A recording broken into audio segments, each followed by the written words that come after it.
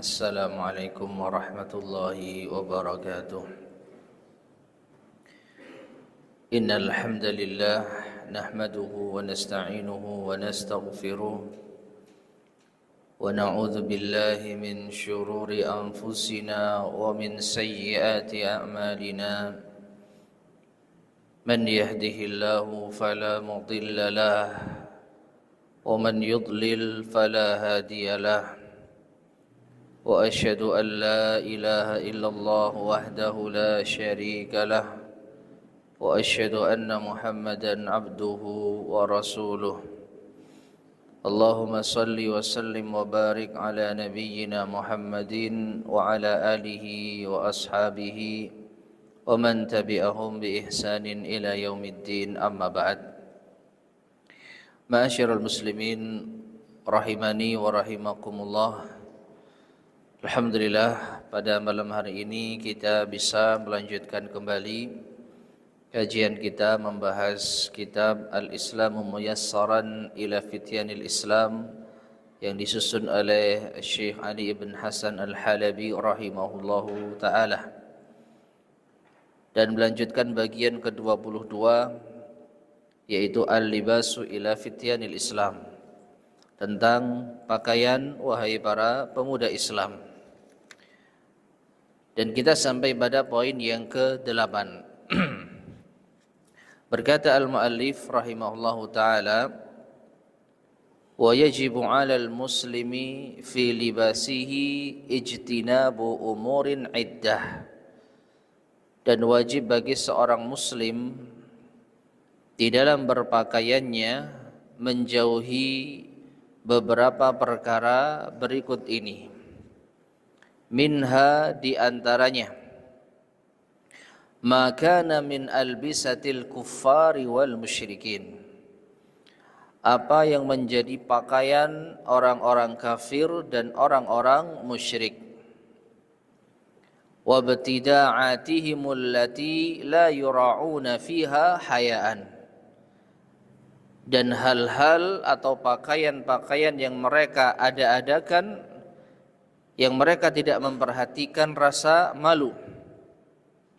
Wala yattaquna fiha khaliqan, dan mereka juga tidak bertakwa kepada Tuhannya. Qala sallallahu alaihi wasallam, Rasulullah sallallahu alaihi wasallam bersabda, man tashabbaha biqaumin fahuwa minhum. Barang siapa yang menyerupai suatu kaum, maka ia termasuk golongan mereka. Taib.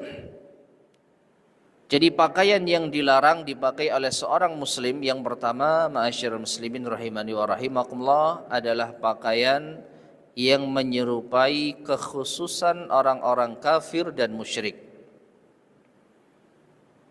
Dan kebanyakan pakaian yang mereka kenakan itu tidak memperhatikan sisi kemaluan dan juga tidak menunjukkan takwa mereka kepada Allah Subhanahu wa ta'ala. Maka segala macam pakaian yang menjadi kekhususan mereka dilarang dipakai oleh seorang muslim. Model-model tertentu yang menjadi kekhususan mereka, apalagi pemuka agama mereka misalkan, maka dilarang untuk dipakai oleh seorang muslim. Demikian pula simbol-simbol, atribut-atribut, logo-logo yang itu menjadi kekhususan dari orang-orang kafir, maka dilarang bagi kita untuk mengenakannya. Ya.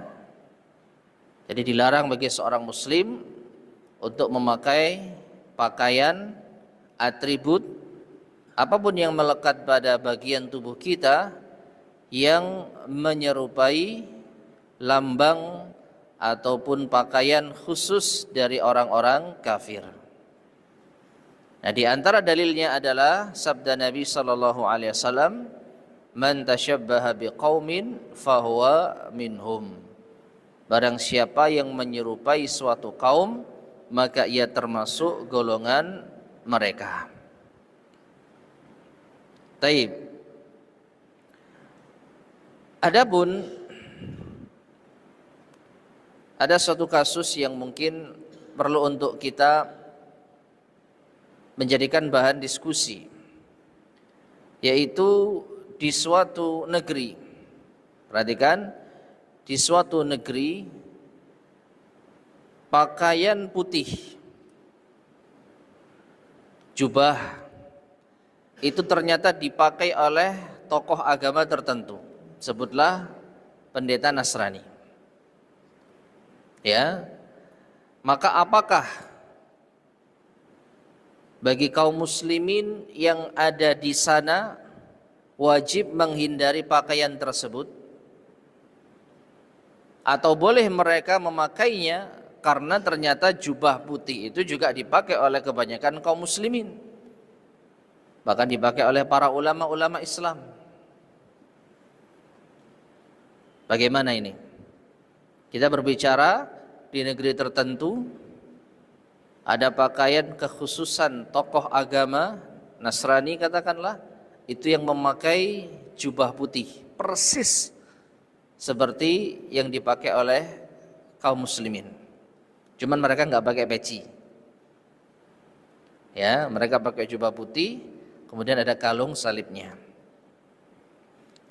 Nah, bagaimana hukum seorang muslim memakai jubah putih seperti itu di negeri itu? Nah, ini menjadi satu pembahasan ilmiah. Wallahu a'lam bishawab. Ini berangkat dari suatu kejadian nyata yang pernah saya dengar dari para asatidzah kita, bahwa ada salah seorang mahasiswa Universitas Islam di Arab sana memakai pakaian yang nampak aneh bagi kebanyakan orang. Gimana pakaian Afrika itu? Warna-warni, ruame gitu ya, seperti jubah tapi bentuknya warna-warni. Nah, ditegurlah oleh salah seorang dosen,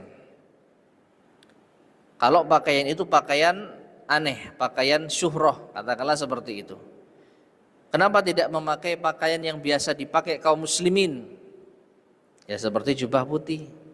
Maka mahasiswa ini mengatakan, demi Allah, kalau pakaian ini di negeri saya, itu yang pakai siapa? Para pendeta.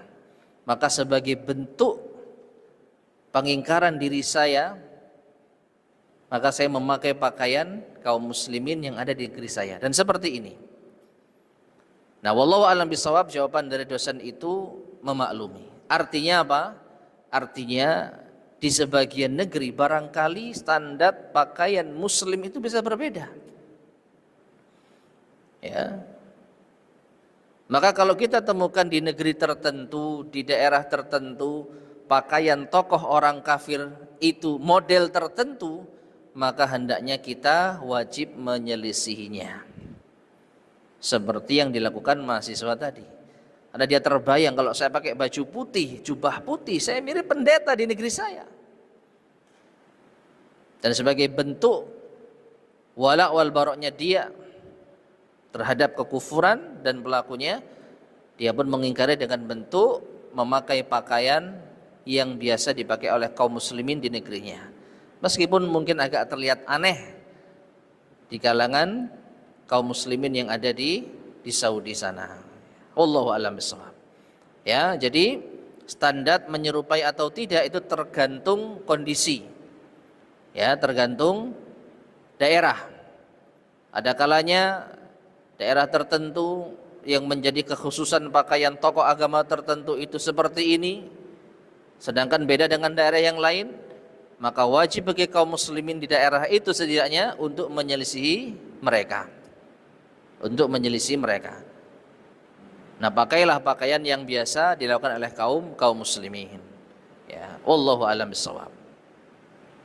Kemudian yang kedua, di antara pakaian yang wajib dijauhi oleh seorang muslim adalah makana min albisatin nisa, yaitu pakaiannya wanita. Qala sallallahu alaihi wasallam, Rasulullah sallallahu alaihi wasallam bersabda, la'anallahu al-mutasyabbihina minar rijali bin nisa. Allah melaknat para lelaki yang menyerupai wanita. Ma'asyiral muslimin rahimani wa rahimakumullah, hadis ini sifatnya umum, yaitu Allah melaknat para lelaki yang menyerupai wanita. Dalam hal apa? Dalam berbagai hal. Di antaranya pakaian. Ya, di antaranya pakaian. Termasuk juga mungkin aksesoris atau gerak-gerik atau cara jalan atau hal-hal yang lainnya, seperti make up, laki-laki pakai lipstick gitu, laki-laki pakai anting, atau laki-laki pakai gelang. Gelang ini kekhususan wanita atau bukan? Gelang. Kalau cincin enggak. Kalau cincin ada riwayat dari Nabi SAW, beliau memakai cincin. Tapi gelang. Nah ini. Jadi pembahasan ini. Kalau gelang itu seandainya merupakan kekhususan wanita, maka nggak boleh laki-laki pakai gelang. Tapi sekarang ternyata sudah universal. Oke, gelang apa itu? Mungkin gelang kesehatan. Ya, itu pun juga gelang kesehatan yang mana? Kalau gelang kesehatan yang diyakini bisa mendatangkan energi, nah itu ya, energi yang itu bisa membawa ketenangan dan lain sebagainya, maka ini pembahasannya bisa terkait dengan masalah apa? Akidah. Apakah gelang tertentu bisa mendatangkan manfaat atau menolak madarat? Kalau tidak ada kaitannya dengan masalah secara alami, ya, bahan tertentu kalau kena kulit itu bisa membuat nyaman kulit misalkan, nah itu bisa kita terima. Tapi kalau tidak ada hubungannya, tapi dipercaya bisa mendatangkan manfaat atau menolak madarat, nah itu beda lagi. Tapi anggaplah ada gelang aksesoris yang memang universal, bisa laki bisa perempuan, ya, atau mungkin bukan gelang, apa namanya itu, semacam karet yang dipakai saat olahraga. Nah itu apa namanya, deker tangan. Tayyib, kalau memang itu bukan menjadi kekhususan wanita, tidak ada masalah. Tapi kalau gelang seperti yang kita ketahui, apalagi emas, nah ini sudah gelangnya itu gelang model-model wanita lalu emas, maka dosanya double. Yang pertama memakai gelang karena menyerupai wanita, yang kedua memakai emas dilarang bagi laki-laki. Demikian pula dengan apa? Anting-anting. Ya. Kalau anting-anting itu emas, maka dosanya double. Yang pertama, anting-anting itu kekhususan wanita. Yang kedua, laki-laki dilarang memakai perhiasan emas. Ya. Nah, jadi dilarang bagi laki-laki menyerupai wanita. Di antaranya pakaian-pakaian mereka. Oleh karena itu, ma'asyar muslimin rahimani wa rahimakumullah, apapun alasannya dilarang laki-laki memakai pakaian wanita. Baik itu hanya sekedar bercanda, baik itu untuk konten endorse, ya, endorse pakaian wanita yang pakai laki-laki biar laris, biar lucu. Allahu a'lam bishawab, bagaimana status harta yang didapatkan dari jualan model itu. Yang jelas dia berdosa karena telah memakai pakaian wanita. Apalagi dipakai untuk melawak, membuat orang tertawa. Maka ini hal yang harus dihindari oleh seorang muslim. Taib.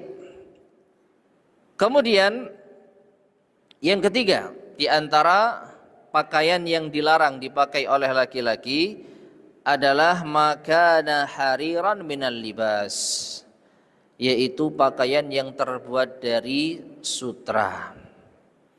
Faqad akhbara Rasulullah sallallahu alaihi wasallam, sungguh Rasulullah sallallahu alaihi wasallam telah mengabarkan, annahu haramun ala dzukuril ummati halalun li inasiha, bahwasanya sutra itu diharamkan bagi laki-laki di kalangan umat ini dan halal bagi kaum wanitanya.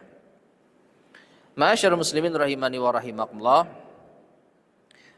ada satu keterangan yang disampaikan oleh Syekh Muhammad bin Jamil Zainu rahimahullahu ta'ala, bahwa yang dimaksud dengan sutra yang dilarang bagi kaum laki-laki ini adalah sutra asli.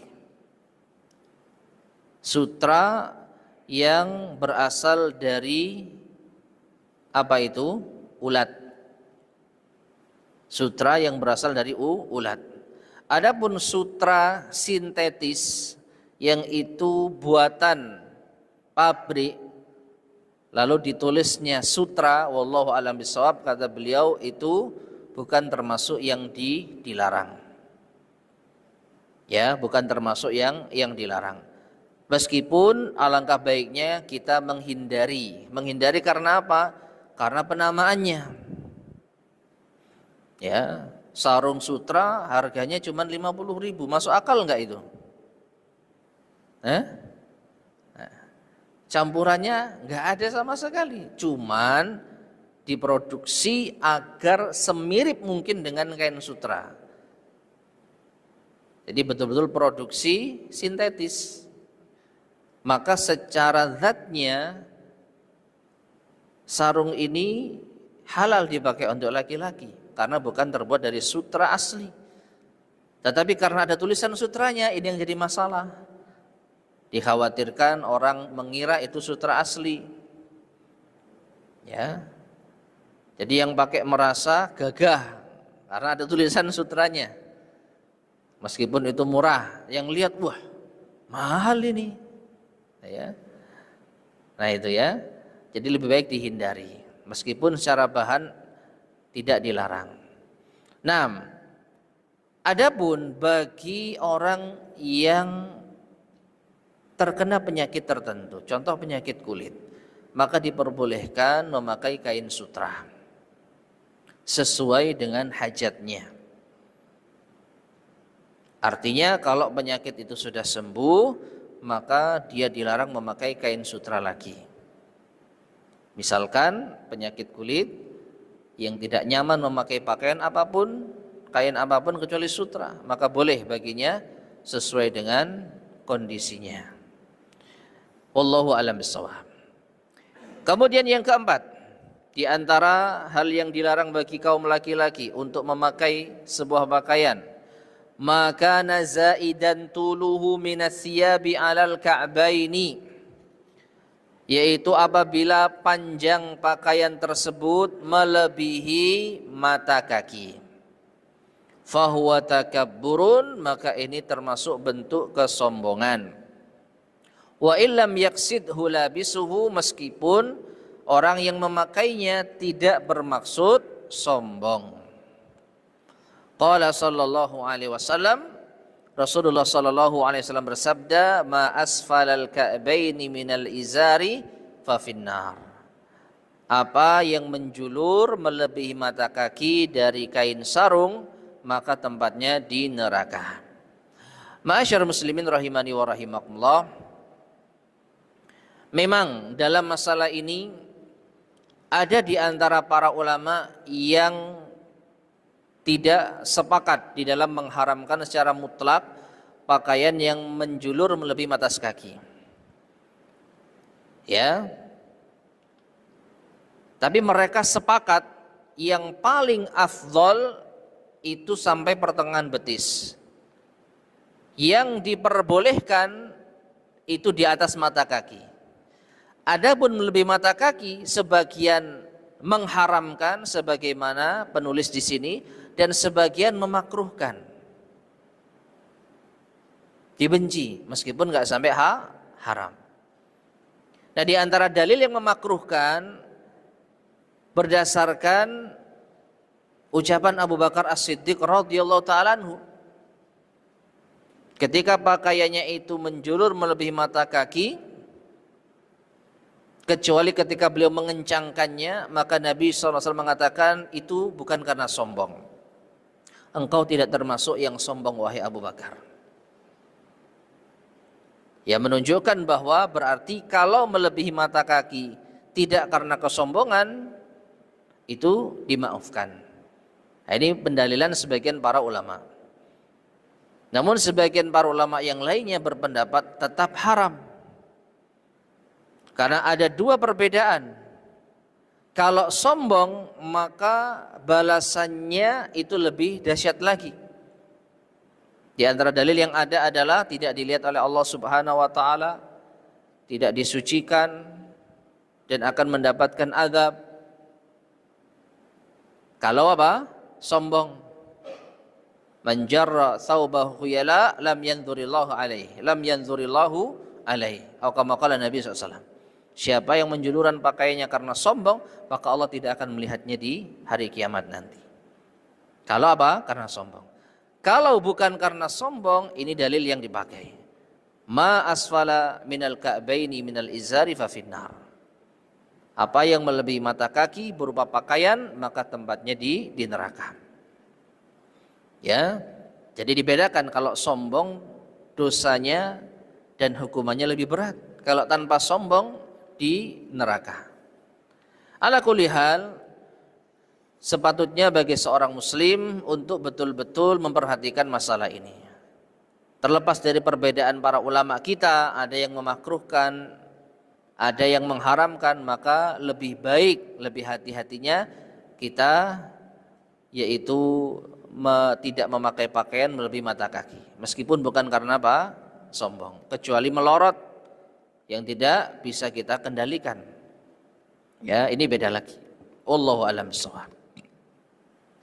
Baik, kemudian yang kelima, di antara pakaian yang wajib untuk dihindari, maka fihi suwaru dzatil arwahi min insin wa hayawanin. Apabila terdapat gambar makhluk hidup, yaitu makhluk yang memiliki ruh atau nyawa, baik manusia ataupun hewan.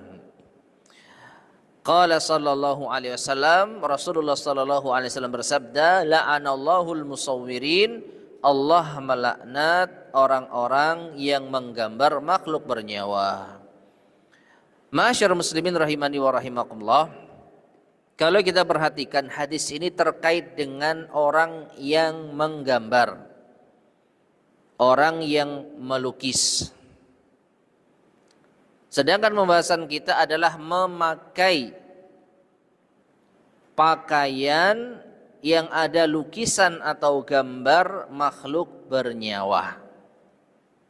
Ya.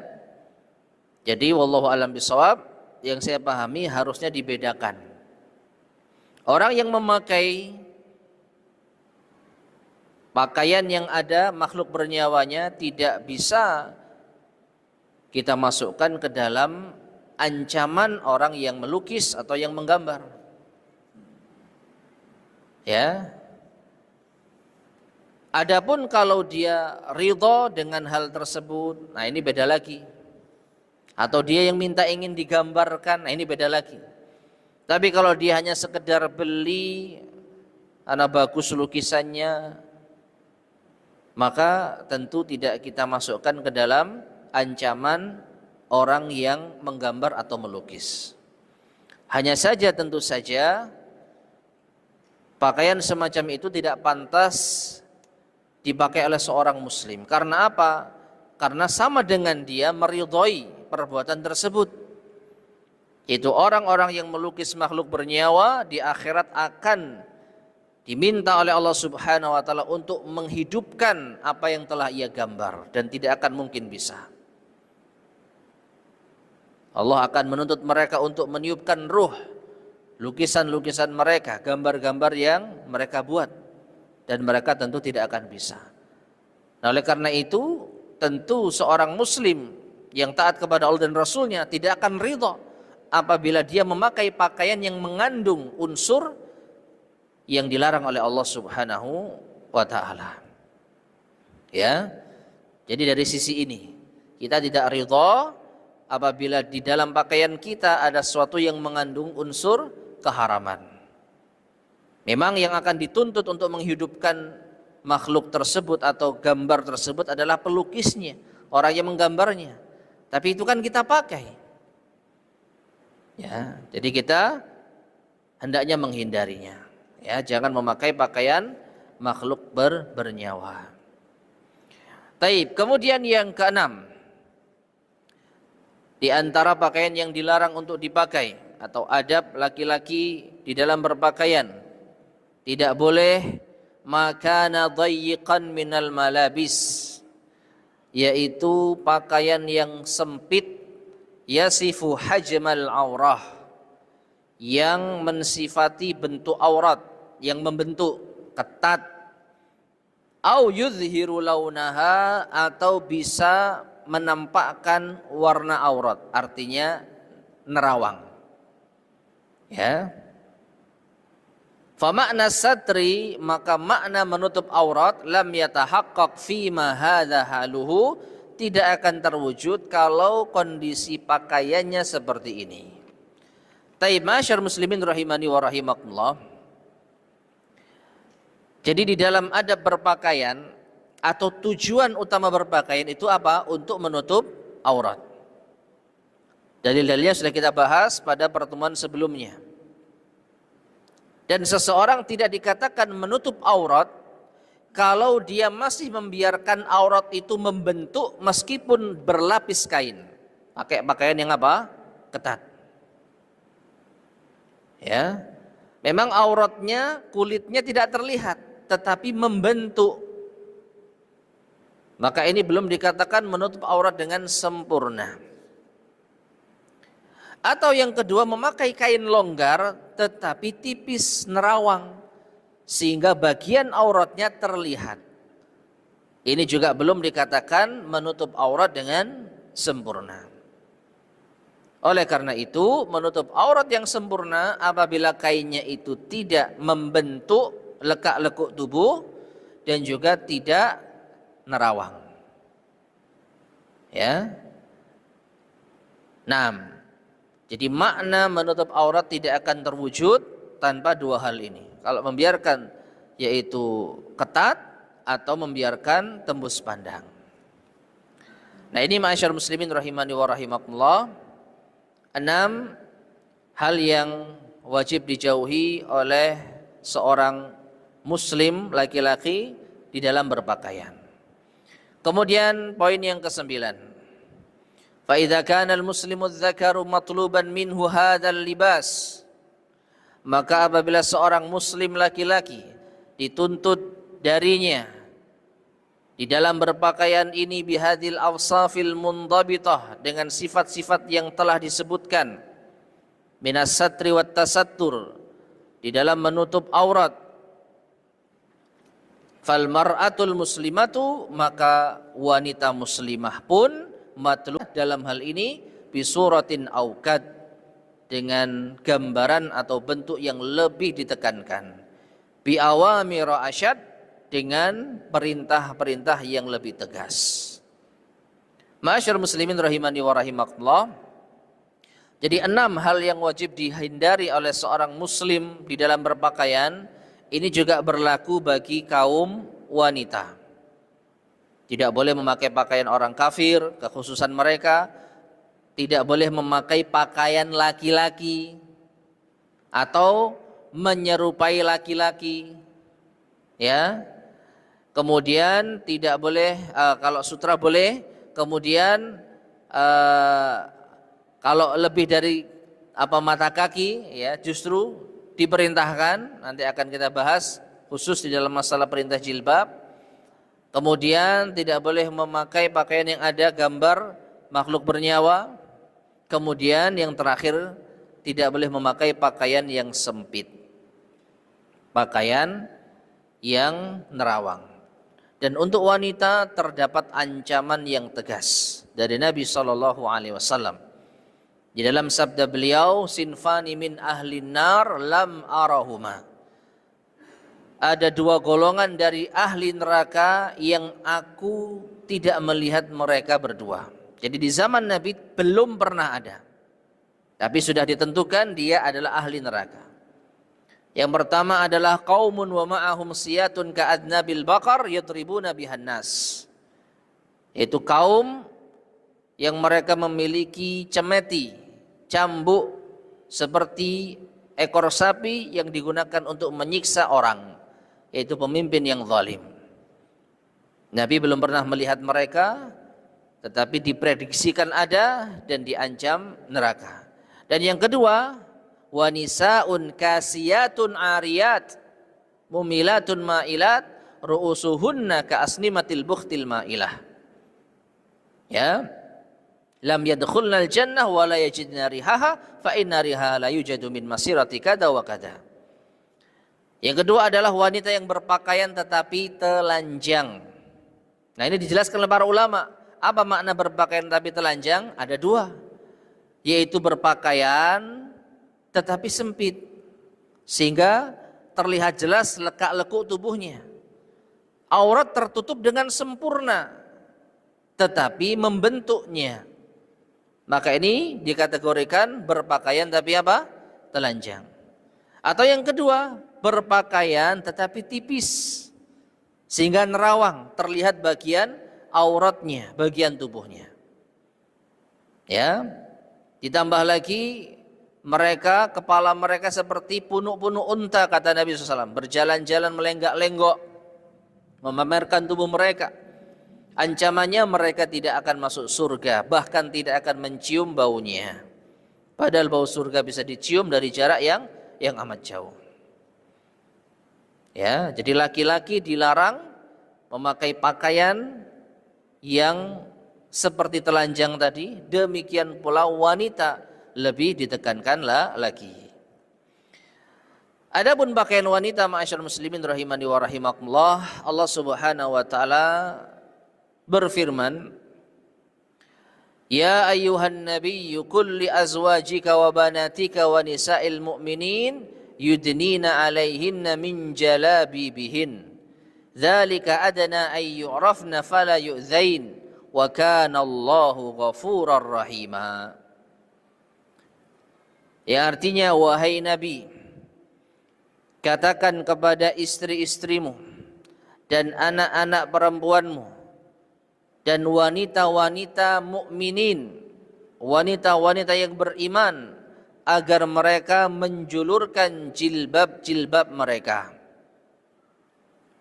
Yang demikian itu agar mereka lebih dikenal sehingga mereka tidak diganggu. Dan Allah Maha Pengampun lagi Maha Penyayang. Nah, jadi para wanita mendapatkan perintah khusus dari Allah Subhanahu wa taala untuk menjulurkan jilbab mereka. Kemudian wal atqalil muslimati, dan yang lebih bertakwa bagi seorang wanita muslimah dinan wa dunya, baik dari sisi agama maupun dunia, antastura jasadaha kullahu, hendaknya dia menutup seluruh tubuhnya, hatta wajhaha wa kaffaiha, sampai pun wajah dan kedua telapak tangannya. Perhatikan ma'asyar muslimin rahimani wa rahimakumullah. Di sini al-mu'allif rahimahullahu taala menyampaikan anjuran. Ya. Beliau mengatakan yang lebih bertakwa, artinya hendaknya kalau bisa upayakan wanita muslimah itu menutup seluruh tubuhnya sampai wajah dan kedua telapak tangannya. Ini yang paling sempurna. Meskipun tidak kita pungkiri, sebagian para ulama menganggap wajah dan kedua telapak tangan itu bukan aurat bagi wanita. Dan memang ini ada khilaf. Ada perbedaan pendapat di kalangan para ulama. Dan setahu saya al-mu'allif rahimahullah lebih cenderung pada pendapat tidak wajib. Ya. Demikian pula guru beliau Syekh Al-Albani rahimahullah taala memilih pendapat wanita tidak wajib menutup wajah dan telapak tangannya. Tetapi bukan berarti tidak afdol. Bukan berarti tidak lebih baik. Ya. Maka kalau kita mau menghindari dari perbedaan pendapat para ulama, maka tutup seluruh tubuh wanita. Baik itu sunnah ataupun wajib. Yang berpendapat wajib aman, yang berpendapat sunnah ini lebih afdal. Meskipun tidak kita pungkiri, bisa jadi sebagian wanita muslimah mengikuti pendapat tidak wajibnya menutup wajah, sehingga mereka menampakkan wajah mereka dan telapak tangan mereka. Makanya ungkapan saya di sini apa? Wal atqa, dan yang lebih bertakwa, lebih menunjukkan ketakwaan. Dinan wa dunya, perhatikan dari segi agama.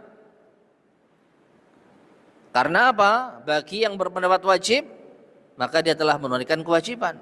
Bagi yang berpendapat sunnah, dia telah menjalankan amalan sunnah. Adapun dari segi dunia, maka ini jelas. Ya.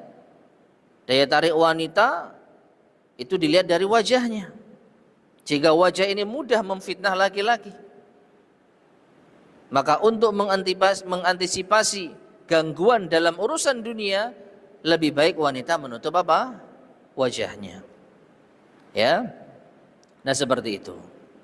Kemudian wala yahillu laha kashfu syai'in minhu, dan tidak halal bagi seorang wanita untuk menyingkap sesuatu pun darinya amamal ajanibi, di depan orang-orang asing, yaitu orang-orang yang bukan kerabatnya, orang-orang yang bukan mahramnya, minar rijal, dari kalangan laki-laki, awil kafirati minan nisa, atau wanita-wanita kafir. Jadi wanita muslimah dilarang menampakkan auratnya di hadapan laki-laki asing dan wanita-wanita kafir. Amma akhawatuhal muslimat, adapun wanita-wanita muslimat,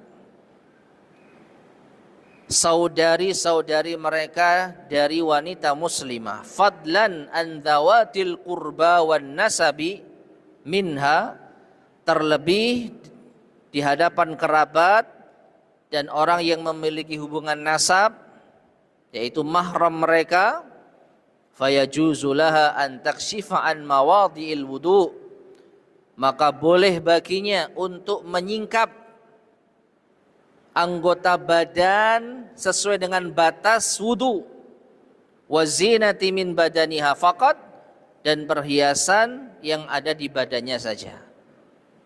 Ya, kalung misalkan, gelang, anting, maka boleh wanita muslimah menampakkan hal ini di hadapan wanita-wanita muslimah yang lainnya. Ma'asyiral muslimin rahimani wa rahimakumullah.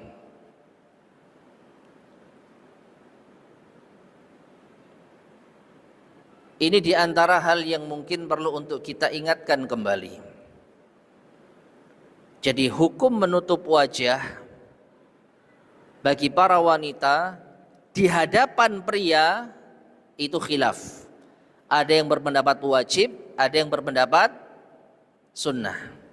Adapun di hadapan para wanita, apa hukumnya? Boleh. Kalau ada wanita pakai cadar di hadapan wanita, apa hukumnya? Di tempat tertutup.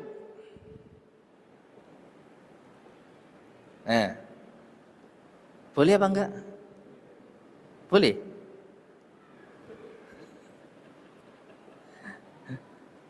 Di tempat tertutup, wanita cadaran.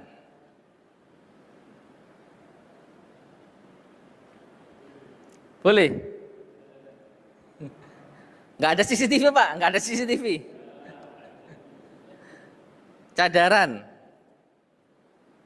Allahu alam bisawab. Ya, kalau dia tidak ada alasan kuat, maka lebih baik dihindari.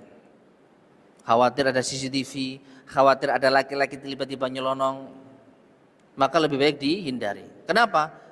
Karena di hadapan para wanita, maka tidak ada aurat yang harus ditutupi. Ya. Jadi kita menutup aurat ini karena landasan agama. Betul kan? Kenapa kita menutup aurat? Perintah Allah Subhanahu wa taala. Bagi laki-laki di hadapan sama laki-laki, apalagi wanita. Bagi wanita di hadapan non mahramnya. Di hadapan non mahramnya. Di hadapan wanita-wanita kafir. Adapun sama wanita, maka tidak ada kewajiban untuk menutup aurat, apalagi wajah. Apalagi di antara nasihat asatidzah kita, hendaknya para wanita kalau sudah berada di tempat khusus para wanita, buka cadarnya agar saling mengenal, tidak terkesan eksklusif. Apalagi rawan adanya penyusup. Sering kan kita dapati? Ya. Maka tidak menjadi masalah atau bahkan bisa kita ya beri peraturan. Kalau wanita masuk di masjid tempat khusus wanita diharapkan membuka cadar. Agar sekali lagi tidak terkesan eksklusif. Karena tidak ada kewajiban untuk menutup aurat mereka.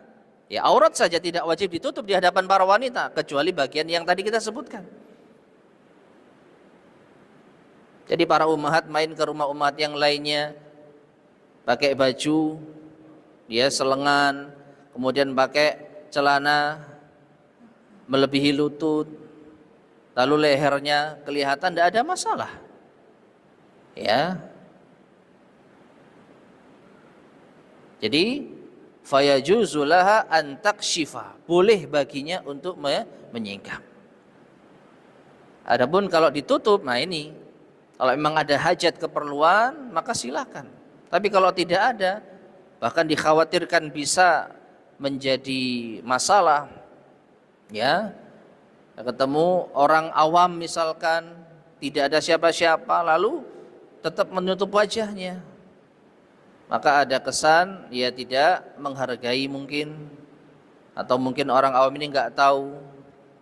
Maka lebih baik wanita muslimah kalau sudah berada di tempat yang tertutup, dia membuka cadarnya, setidaknya saling mengenal, ya, dan tahu kalau ngomong itu bagaimana raut wajahnya agar nggak salah faham, ya, agar tidak salah faham. Wallahu a'lam bishawab. Taib. Wa kadzalikal halu, demikian pula kondisinya amama maharimiha minar rijal, wanita di hadapan mahramnya boleh untuk menampakkan bagian auratnya seperti yang tadi kita sampaikan, yaitu apa? Fayajuzu laha an takshifa an mawadhi'il wudu, boleh menampakkan batas bagian wudu. Jadi lutut siku, ya, sampai jari, kemudian kaki, ya, telapak kaki, ya, sampai mata kaki, ya, kemudian juga wajah, ya, juga rambut, boleh terlihat mahramnya. Wahum man la yajuzu lahaz zawaju bihim, dan mahram itu adalah mereka para lelaki yang tidak boleh menikahinya. Min abin, yaitu ayah, au jaddin, atau kakek, au akhin, saudara laki-laki, au ammin, au khalin, paman baik dari ayah maupun dari ibu. Demikian pula dengan anak cucu. Jadi boleh seorang ibu menampakkan auratnya di hadapan anak dan cucunya sesuai dengan batas yang tadi telah disebutkan. Demikian pula anak-anak kecil yang belum mengerti aurat. Ya, tidak mengapa bagi seorang wanita muslimah menampakkan sebagian dari aurahnya di hadapan anak-anak kecil yang belum balik, yang belum tahu batasan aurat wanita. Ya, selebihnya tidak boleh. Selebihnya tidak diperbolehkan. Nah, jadi yang paling utama di sini, wanita wajib menutup auratnya di hadapan laki-laki yang bukan mahramnya dan di hadapan wanita-wanita kafir. Di hadapan wanita kafir. Kemudian Syekh menutup pembahasan dengan doa, nas'alullahal azima an yu'inana ala syukri ni'amih wa an yujammilana bilibasit taqwa. Kita memohon kepada Allah yang Maha Agung untuk memberi pertolongan kepada kita atas mensyukuri nikmatnya, dan semoga Allah memperindah kita dengan pakaian takwa. Intaha, selesai. Wallahu a'lam bishawab. Taib, sudah masuk waktu Isya? Oke, silakan azan.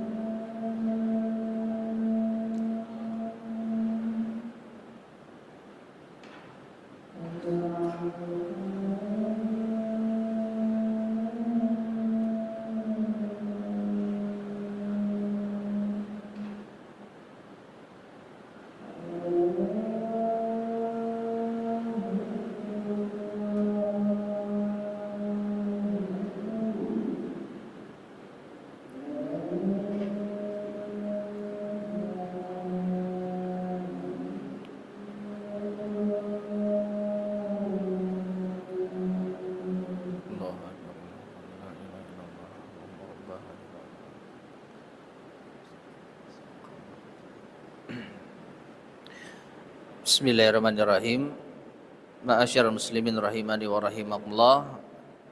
Dengan demikian berakhirlah pembahasan pada bagian yang ke-22 di dalam kitab ini tentang pakaian, dan insyaallah akan kita lanjutkan pada kesempatan berikutnya bagian yang ke-23, yaitu tentang jihad fi sabilillah. Wallahu a'lam bishawab.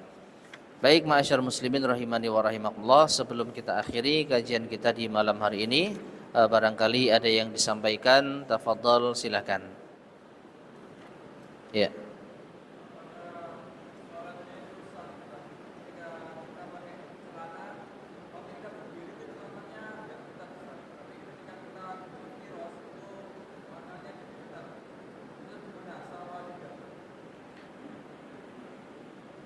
Kalau kita berdiri, celananya tidak membentuk aurat, tetapi ketika kita duduk, maka celananya membentuk aurat. Maka apakah salatnya sah? Wallahu a'lam bishawab. Saya tidak berani mengatakan tidak sah ya, karena auratnya bagaimanapun juga tertutup meskipun kurang sempurna. Ya, meskipun lebih hati-hatinya ya kita minimalisir hal-hal yang bisa membentuk aurat. Makanya pakai sarung atau pakai jubah. Kalau merasa pakaiannya terlalu sempit atau bajunya terlalu pendek, yang sering terjadi kan itu, pakai kaos atau pakai kemeja tetapi ketika ruku itu terangkat bagian belakangnya sehingga terlihat apa yang ada di bagian belakang laki-laki tersebut. Maka wallahu alam bisawab, saya tidak berani mengatakan sholatnya tidak sah karena dia telah menutup auratnya meskipun ada ketidaksempurnaan. Cuman lebih baiknya kita menghindari hal tersebut. Jadi kita harus perhatian dengan pakaian kita. Ini kalau kita bawa ini saja, nanti sholatnya gimana? Nah, ya, kalau sepakai kaos ini dipakai jalan sih oke, tapi ketika pakai sholat, kalau ruku ya itu akan buka, ya berarti harus pakai atau bawa baju sholat, ya, bawa rompi misalkan, atau bawa kemeja yang lebih panjang, dan juga jangan lupa membawa sarung.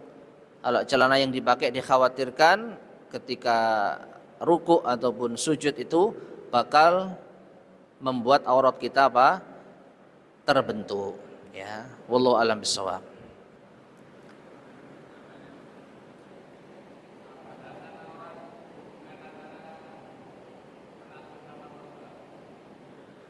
Hubungan menantu dengan mertua. Mertua adalah mahram dari menantu. Sehingga berlaku apa yang tadi disampaikan oleh al-mu'alif rahimahullahu ta'ala. Jadi boleh untuk menyingkap sebagian aurat, ya, bagian tubuh terutama batas wudu. Ya, jadi pakai pakaian yang menutup lengan, jadi ini terlihat enggak apa-apa. Kemudian kaki di bawahnya lutut, atau lebih baik celana panjang meskipun tidak sampai menutup kaki, kan gitu ya.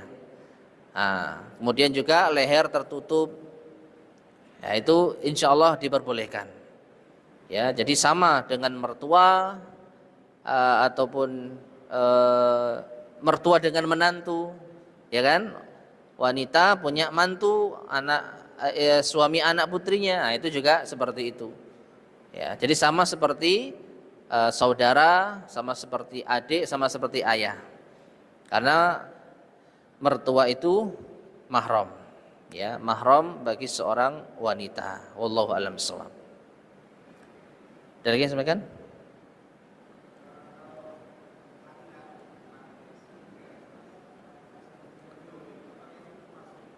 Laki-laki pakai skincare terus hasilnya glowing, apakah diguyu? Apakah termasuk tasyabuh dengan wanita? Kira-kira gimana ini? Saya kok tidak berani jawab ya. Perawatan. Mending pakai perawatan laki-laki aja. Ini saya karena khawatir salah di dalam menjawab, mending pakai yang jelas. Sabun, sabun apa? Sabun wajah laki-laki gitu ya. Ya, merek-merek yang sudah umum lah. Terus kalau ada katakanlah perawatan wajah bagi laki-laki, misalnya penangkal panas, ada nggak yang khusus laki-laki? Ya, massage, sunblock, sunblock itu kan. Tapi kalau sudah yang khusus wanita ini, lapo lanang putih-putih mau cari apa? Ya Allah alam bisa, saya tidak berani mengatakan tasyabuh ya, tapi kalau memang itu ya masa laki-laki kayak gitu sih. Dan aktivitasnya saja dulu, aktivitas laki-laki kan simple dia. mandi ya, kemudian pakai sabun wajah, oke lah, masih oke. Tapi kalau sudah mau tidur pakai krim ini, pakai krim itu, kilandangan model opo? Ya. Ketawa lagi. Ya, jadi saya melihat lebih ke aktivitas ini, ke aktivitas yang tidak umum dilakukan laki-laki. Kecuali ada sakit, mengobati sakit. Nah, saya butuh ini, ngolesi salep. Kenapa sakit? Nah, itu kan karena kebutuhan. Tapi tiap malam mau tidur pakai krim ini, pakai krim itu. Ini kayaknya bukan aktivitas laki-laki deh. Ya, wallahu a'lam bishawab. Baik, ada yang sampaikan? Cukup ya? Kita cukupkan, semoga bermanfaat. Kurang lebihnya saya mohon maaf. Kita akhiri. Subhanakallahumma bihamdika asyhadu an la ilaha illa anta astaghfiruka wa atubu ilaik. Alhamdulillahirabbil alamin. Assalamualaikum warahmatullahi wabarakatuh.